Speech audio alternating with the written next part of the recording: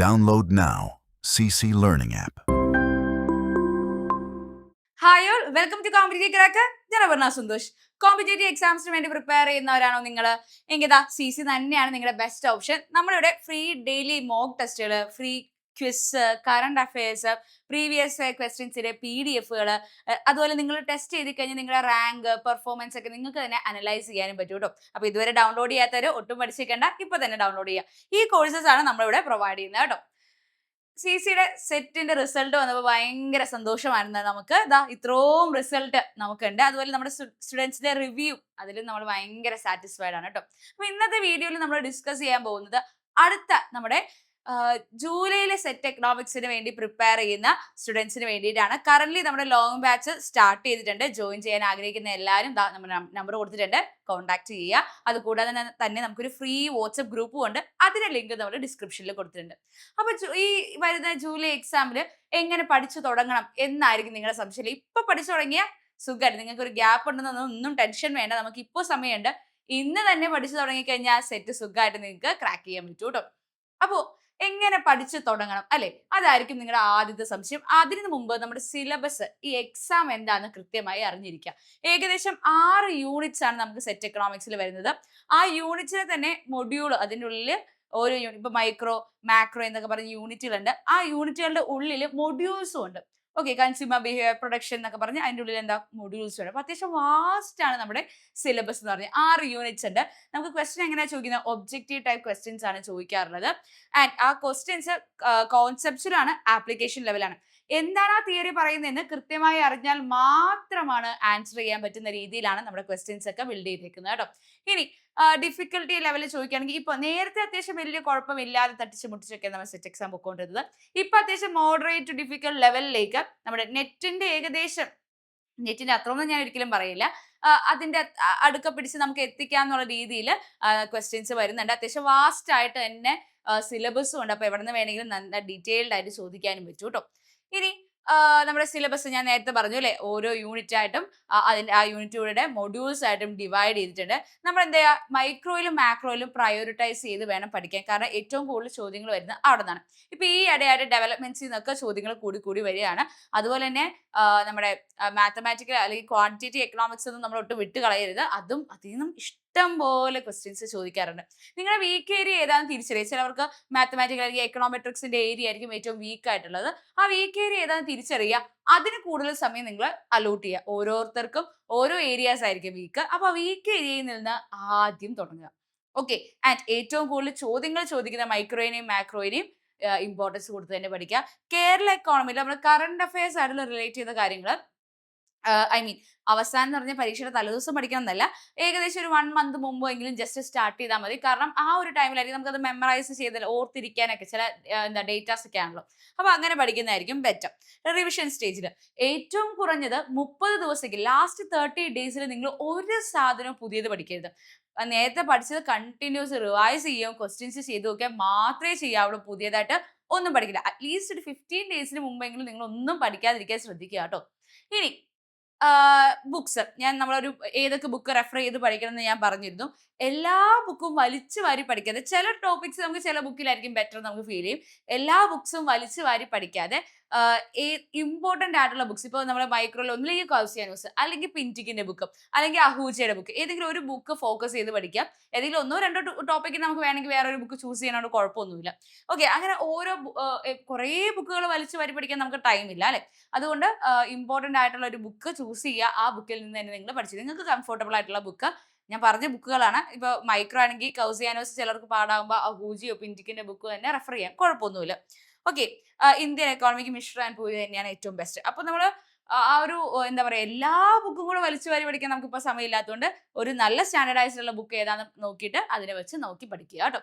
ഇനി കൺസെപ്റ്റ്സ് നോക്കുകയാണെങ്കിൽ എല്ലാം മഗപ്പ് ചെയ്യരുത്. നമ്മൾ പറയില്ല, എല്ലാം ഇങ്ങനെ നമ്മൾ കാണാപ്പാഠം പഠിച്ചിട്ട് ഒരു കാര്യമില്ല. ഞാൻ പറഞ്ഞു, നിങ്ങൾക്ക് ഈ കൺസെപ്റ്റ് കൃത്യമായിട്ട് ഇവരെന്താണ് ഈ തിയറിയിൽ പറയുന്നത് നിങ്ങൾക്ക് മനസ്സിലായോ എന്ന് ടെസ്റ്റ് ചെയ്യുന്ന രീതിയിലാണ് ക്വസ്റ്റ്യൻസ് വരുന്നത്. നമുക്കത് മനസ്സിലാവുന്നുണ്ടോ, അത് വെറുതെ കാണാപ്പാഠം പഠിച്ചേക്കണം. ഒരു കാണാപ്പാഠം പഠിക്കുന്ന ഒരാൾക്കും ഒരിക്കലും ഇതുപോലത്തെ ഒബ്ജക്റ്റീവ് ടൈപ്സ് എക്സാംസിന് ഒരിക്കലും ആൻസർ ചെയ്യാൻ പറ്റില്ല. സോ കാണാപ്പാഠം പഠിക്കുക, മഗപ്പ് ചെയ്യുക, വെറുതെ ഇങ്ങനെ നമ്മൾ തലയിലേക്ക് കയറ്റുക, അങ്ങനത്തെ പരിപാടികളൊന്നും വേണ്ട. എന്താണ് സംഭവം പറയുന്നതെന്ന് മനസ്സിലാക്കി പഠിച്ചു കഴിഞ്ഞാൽ സുഖമായിട്ട് സെറ്റ് ക്രാക്ക് ചെയ്യാൻ പറ്റും. അതുപോലെ ഡയഗ്രാംസ് ഇതിപ്പോ ISL ഒക്കെ ആണെങ്കിൽ സ്ഥിരമായിട്ട് ആ ഒരു ഏരിയയിൽ നിന്ന് ചോദിക്കുന്നതാണ്. ISL ഷിഫ്റ്റിനെയൊക്കെ ബേസ് ചെയ്ത് ഉറപ്പായിട്ടും ക്വസ്റ്റ്യൻസ് ചോദിക്കും. നമ്മുടെ ലോജിക് ഒക്കെ ഇൻറ്റ്യൂഷൻസ് ഒക്കെ വെച്ചിട്ട് അങ്ങനെ നമുക്ക് എന്താ ഒരു റിയൽ ലൈഫിനെ കണക്ട് ചെയ്തും ക്വസ്റ്റ്യൻസ് ചോദിക്കാം. അതുപോലെ ഡെറിവേഷൻസ് ഭയങ്കര ഇമ്പോർട്ടന്റ് ആണ്. എക്കണോമിക്കുമായിട്ട് നമ്മുടെ ഈവൻ എക്കണോമെട്രിക്സ് ആണെങ്കിലും മാത്തമാറ്റിക്കൽ ക്വാണ്ടിറ്റേറ്റീവിന്റെ ഒക്കെ എക്കണോമിക്സിനെ കണക്ട് ചെയ്ത രീതിയിലാണ് ക്വസ്റ്റ്യൻസ് വരാറുള്ളത് കേട്ടോ. ഇനി PYQ സ്ട്രാറ്റജി ചോദിച്ചു കഴിഞ്ഞാൽ പ്രീവിയസ് ഇയർ ക്വസ്റ്റ്യൻസിനെ വിട്ട് കളയുക ചെയ്യരുത്. കാരണം നമുക്ക് ഒത്തിരി റിപ്പീറ്റഡ് ടോപ്പിക്സ് ഇമ്പോർട്ടന്റ് ഏരിയാസും വരാറുണ്ട്. ഓക്കെ, പ്രീവിയസ് ഇയർ അത്ര ഇമ്പോർട്ടന്റ് ആണ്. കാരണം ഇഷ്ടം പോലെ repeated areas even repeated questions പോലും വരുന്ന സാഹചര്യം ഉണ്ടായിട്ടുണ്ട്. സോ PYQസിന് അവരുടേതായ ഇമ്പോർട്ടൻസ് കൊടുക്കുക. നമ്മുടെ സൈറ്റിൽ ഇഷ്ടംപോലെ ക്വസ്റ്റ്യൻസ് പേപ്പേഴ്സ് എല്ലാം നമുക്ക് അവൈലബിൾ ആണ്. 23 തൊട്ട് 25 വരെയുള്ള ക്വസ്റ്റ്യൻ പേപ്പേഴ്സ് ഒക്കെ അവൈലബിൾ ആണ്. എല്ലാ ക്വസ്റ്റ്യൻ പേപ്പറും വായിച്ച് അത് ആൻസർ ചെയ്യാൻ പറ്റുന്നുണ്ടോ നോക്കുക. ആ എല്ലാ ക്വസ്റ്റ്യൻ പേപ്പറും നിങ്ങൾക്ക് ആൻസർ ചെയ്യാൻ പറ്റുമെങ്കിൽ പിന്നെ നിങ്ങൾ ഒന്നും പേടിക്കാനില്ല എന്ന് തന്നെയാണ് അല്ലേ. അപ്പോൾ എല്ലാം നമുക്ക് ആൻസർ ചെയ്യാൻ പറ്റുമെന്ന് ഞാൻ 100% പറയുന്നില്ല. ഭൂരിഭാഗവും ആൻസർ ചെയ്യാൻ പറ്റുന്നെങ്കിൽ പിന്നെ എന്താ പേടിക്കാൻ അല്ലേ.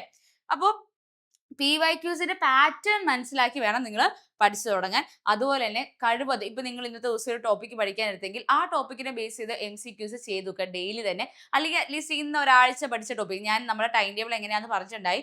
അതിന്റെ വീഡിയോ ഒന്ന് കണ്ടു നോക്കുമ്പോൾ നിങ്ങൾക്ക് മനസ്സിലാവും എങ്ങനെയാണ് പഠിച്ചു തുടങ്ങേണ്ടതെന്നുള്ളത്. അതുപോലെ തന്നെ എന്താ ബുക്സിന്റെ ഞാനൊരു വീഡിയോ ചെയ്തിട്ടുണ്ടായിരുന്നു കേട്ടോ.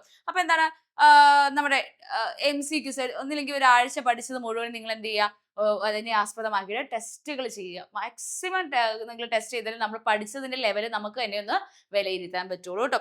അപ്പോൾ PYQs നമുക്ക് എങ്ങനെയാണ് ചോദ്യം ചോദിക്കണേന്ന് അറിഞ്ഞു കഴിഞ്ഞാൽ അതിനെ ആസ്പദമാക്കിയിട്ട് നിങ്ങൾക്ക് നിങ്ങളുടെ പഠനത്തെ മാറ്റാം കേട്ടോ. ഇനി എത്ര മണിക്കൂർ പഠിക്കണം നിങ്ങൾ ചോദിച്ചു കഴിഞ്ഞാൽ ഇപ്പൊ ഓരോരുത്തരുടെ ഇത് ഞാൻ ഏറ്റവും കുറഞ്ഞത് 2 to 3 മണിക്കൂറെങ്കിലും പഠിക്കണം ഡെയിലി, ഏറ്റവും കുറഞ്ഞത്.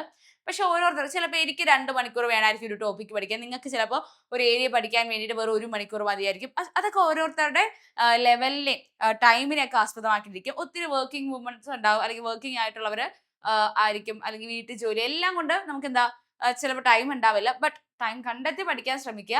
അപ്പോൾ നമുക്ക് സുഖമായിട്ട് ഒരു ടൈം മാനേജ്മെന്റ് ഇമ്പോർട്ടന്റ് ആണ് കേട്ടോ. ഇത്ര സമയം ഞാൻ പഠിക്കും, ഇത്ര സമയം ഞാൻ റിവൈസ് ചെയ്യും, ഇന്ന കാര്യങ്ങൾ ഞാൻ ഈ ഒരു ടൈം ചെയ്യുന്ന നമ്മൾ തന്നെ ഒരു ടൈം ടേബിൾ സെറ്റ് ചെയ്ത് തന്നെ പോവുക.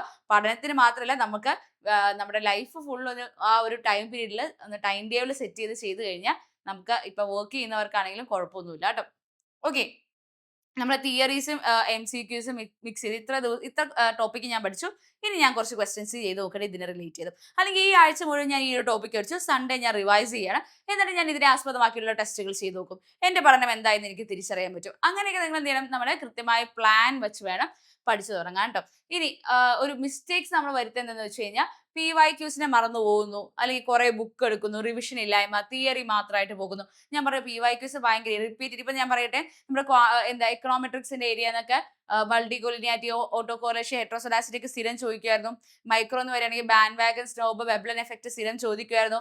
വാലുവേഷൻ, എൻവയോൺമെന്റിലെ വാലുവേഷൻ മെത്തേഡ് ഒക്കെ സ്ഥിരം ചോദിക്കും. അങ്ങനെ സ്ഥിരമായിട്ട് ചോദിക്കുന്ന ഏരിയ ഉണ്ട്, ഇമ്പോർട്ടന്റ് ഏരിയാസ് ഉണ്ട്. ISL ഒക്കെ ഷുവർ ഷോർട്ട് ആണ്, കൺസംഷൻ തിയറീസ്, അങ്ങനെ കുറെ ഷുവർ ഷോർട്ട് ഏരിയാസ് ഉണ്ട്. അത് ഏതാണെന്ന് ഐഡന്റിഫൈ ചെയ്ത് പഠിക്കുകയാണെങ്കിൽ കുറച്ചുകൂടെ നമുക്ക് എളുപ്പമായിരിക്കും. അതുപോലെ എന്താ വലിച്ചു വാരി കുറേ ബുക്ക് നമ്മൾ വെറുതെ കാണാപ്പാഠം പഠിച്ച് പഠിച്ചിട്ടും കാര്യമില്ല. കൃത്യമായി പഠിക്കുന്ന കാര്യം എന്താണെന്ന് മനസ്സിലാക്കി പഠിക്കുക. ഏതെങ്കിലും 1-2 ബുക്ക് മാത്രം ഒരു മൊഡ്യൂളിന് റെഫർ ചെയ്യുന്നതാണ് ഞാൻ പ്രിഫർ ചെയ്യുന്നത്. അതുപോലെ തന്നെ റിവിഷൻ ഇല്ലായ്മ പാടില്ല. ഏറ്റവും കുറഞ്ഞ വീക്കിലെങ്കിലും റിവൈസ് ചെയ്യണം. കാരണം നമ്മുടെ ബ്രെയിൻ ഇങ്ങനെ കുറെ നമ്മൾ ചിലപ്പോൾ ഗ്യാപ്പ് ഉള്ളവരെ കണ്ടിന്യൂസ് പഠിക്കാതെ പെട്ടെന്ന് എല്ലാം കൂടെ തലയിലേക്ക് വരുമ്പോഴത്തേക്കും ഓർത്തിരിക്കണം എന്നില്ല, അതങ്ങ് മനുഷ്യ സഹജമാണ്.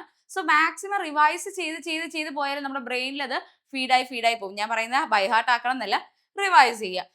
തിയറി അതുപോലെ തന്നെ നിങ്ങൾ ഇത് റിവിഷൻ ഉണ്ട്, ഫുള്ളും പഠിക്കുന്നുണ്ട് എന്ന് വെച്ചാൽ ടെസ്റ്റ് MCQ ചെയ്ത് നോക്കിയില്ലെങ്കിൽ, നിങ്ങളൊരു എക്സാം ഒന്നും അറ്റൻഡ് ചെയ്ത് നോക്കിയില്ലെങ്കിൽ നമ്മൾ പഠിച്ചതിനെ വിലയിരുത്താനും പറ്റില്ല. അപ്പൊ മാക്സിമം ക്വസ്റ്റ്യൻസ് ചെയ്ത് നോക്കാനും ശ്രമിക്കുക കേട്ടോ. ഇനി ഒരു ഫൈനൽ ടിപ്പ് എന്ന് പറഞ്ഞു കഴിഞ്ഞാൽ കൺസിസ്റ്റൻസി ഭയങ്കര ഇമ്പോർട്ടന്റ് ആണ്. ഞാൻ ഇന്ന് പഠിച്ചു, നാളെ പഠിച്ചു, മറ്റന്നാൾ പിറ്റേ ദിവസം 2 ദിവസം പഠിക്കുന്നില്ല, അല്ലെങ്കിൽ ഒരു ദിവസം പഠിക്കുന്നില്ല, അങ്ങനെ വന്നു കഴിഞ്ഞാൽ പ്രശ്നമാണ്. ഇപ്പൊ നമുക്ക് എന്താ കുറച്ച് സമയമുള്ളൂ. ഈ ഒരു കുറച്ച് സമയം നമ്മൾ കുറച്ചൊന്ന് കഷ്ടപ്പെട്ട് കഴിഞ്ഞാൽ സെറ്റ് നമ്മുടെ കയ്യിലിരിക്കും അല്ലേ. So consistency is the key. Okay, ഇനി മൾട്ടിപ്പിൾ ടൈംസ് നമ്മൾ മാക്സിമം റിവൈസ് ചെയ്യുക. ലാസ്റ്റ് 15 ഡേയ്സ് റിവിഷന് വേണ്ടി മാത്രം മാറ്റി വെക്കുക. ക്ലാരിറ്റി വരുത്തുക. നമുക്ക് ക്ലാരിറ്റിയോടെ സ്പീഡോട് തന്നെ പഠിക്കുക, പക്ഷെ ഓവർ സ്പീഡും ആവണ്ട കേട്ടോ. അതുപോലെ തന്നെ റെഗുലർ ആയിട്ട് പ്രാക്ടീസ് ചെയ്യുക കേട്ടോ. ആദ്യം തന്നെ നിങ്ങൾ എന്താ ചെയ്യുന്നത്, സെറ്റിന്റെ സിലബസ് ഡൗൺലോഡ് ചെയ്യുക, വായിക്കുക, നിങ്ങളുടെ ഏറ്റവും നിങ്ങൾക്ക് ഡിഫിക്കൽട്ട് ആയിട്ടുള്ളത്, നിങ്ങൾക്ക് ഈസി ആയിട്ടുള്ളത്, മോഡറേറ്റ് ആയിട്ട് അങ്ങനെ എന്താ തരംതിരിക്കുക. എന്നിട്ട് ഒരു ടൈം ടേബിൾ സെറ്റ് ചെയ്യുക. ഇന്ന ദിവസം ഞാൻ ഇന്നത് പഠിക്കും, ഇത്ര മണിക്കൂർ പഠിക്കുന്ന ടൈം ടേബിൾ സെറ്റ് ചെയ്ത് പഠിച്ചു തുടങ്ങുക. ഇത്ര ക്വസ്റ്റ്യൻസ് ഞാൻ ചെയ്ത് നോക്കും, വീക്കിലി ഞാൻ ഇത്രയും ഭാഗം റിവൈസ് ചെയ്യും, ഇത്ര ക്വസ്റ്റ്യൻസ് ഞാൻ ചെയ്ത് നോക്കും. അങ്ങനെ തന്നെ നമ്മൾ ഈ ബുക്കൊക്കെ ഞാൻ റെഫർ ചെയ്യും എന്നൊക്കെ നിങ്ങൾ ഒരു ടൈം ടേബിൾ പറഞ്ഞ് സെറ്റ് ചെയ്ത് ഇന്ന് തന്നെ അങ്ങ് തുടങ്ങിക്കോ. സെറ്റ് ഈ ജൂലൈയിൽ നിങ്ങളുടെ കയ്യിലിരിക്കും. ഓക്കെ, അപ്പൊ എങ്ങനെ പഠിച്ചെടുക്കുമ്പോൾ ഡെയിലി ഏതൊക്കെ ടോപ്പിക് ഞാൻ ചൂസ് ചെയ്യണം, അല്ലെങ്കിൽ ഈ ടോപ്പിക് ഞാൻ ഇത്രയും പഠിച്ചാൽ മതിയോ, ഈ ക്വസ്റ്റ്യൻസ് ഞാൻ എവിടെ നിന്ന് കണ്ടിരിക്കും, ഇത്രയും ടോപ്പിക് എന്നിട്ട് ഇത്രയും ക്വസ്റ്റ്യൻസ് എനിക്ക് എവിടെ നിന്ന് കിട്ടും, ഇങ്ങനെ ബുക്സിന്റെ ഈ ബുക്സ് ഞാൻ എങ്ങനെ പഠിക്കും, എവിടെ നിന്നൊക്കെ റെഫർ ചെയ്യും, അങ്ങനെയൊക്കെ കുറെ കൺഫ്യൂഷൻസ് ഉണ്ടാവും അല്ലേ. അപ്പോൾ നിങ്ങൾക്ക് അങ്ങനെ കുറെ കൺഫ്യൂഷൻസ് ഉണ്ട്, ഒരു സപ്പോർട്ട് വേണമെങ്കിൽ തീർച്ചയായിട്ടും നിങ്ങൾക്ക് CCL ജോയിൻ ചെയ്യാം. കറന്റ് CCയുടെ ലോങ് ബാച്ച് റണ്ണിങ് ആണ് സെറ്റ് എക്കണോമിക്സിന്റെ. നമ്മളിവിടെ 400-ലധികം ലൈവ് ക്ലാസ്സുകളും വീക്ക്ലി മോഡൽ എക്സാംസും വർക്കൗട്ടുകളും മെന്റർഷിപ്പ് ക്ലാസ്സുകളും മോക്ക് ടെസ്റ്റ് PYQ ഡിസ്കഷൻ എന്ന് പറഞ്ഞ നിരവധി കാര്യങ്ങളാണ് നമ്മളിവിടെ ചെയ്യുന്നത്. ഇത് മതി നിങ്ങൾക്ക് സെറ്റ് ക്രാക്ക് ചെയ്യാൻ പറ്റും. നമ്മൾ റിസൾട്ട് തന്നെ കണ്ടില്ലേ. അപ്പോൾ നിങ്ങൾക്ക് ജോയിൻ ചെയ്യാൻ ആഗ്രഹിക്കുന്ന എല്ലാവരും നമ്പർ കൊടുത്തിട്ടുണ്ട്, കോൺടാക്ട് ചെയ്യുക. 9746455514 ആണ് വരുന്നത്. അത് കൂടാതെ തന്നെ നമുക്കൊരു ഫ്രീ വാട്സ്ആപ്പ് ഗ്രൂപ്പും വരുന്നുണ്ട്. അവിടെ നമ്മൾ ക്വസ്റ്റ്യൻസ് ഡിസ്കസ് ചെയ്യും. അതിന്റെ ലിങ്ക് ഞാൻ ഡിസ്ക്രിപ്ഷനിൽ കൊടുത്തിട്ടുണ്ട്. അപ്പോൾ അതിലും എല്ലാവരും ജോയിൻ ചെയ്യുക കേട്ടോ. അപ്പോൾ വീഡിയോ ഇഷ്ടപ്പെട്ടെങ്കിൽ ലൈക്ക് ചെയ്യുക, ഷെയർ ചെയ്യുക, കമന്റ് ചെയ്യുക. കൂടുതൽ വീഡിയോസിന് വേണ്ടിയിട്ട് സബ്സ്ക്രൈബ് ചെയ്യുക. Thank you. Download now. CC Learning app.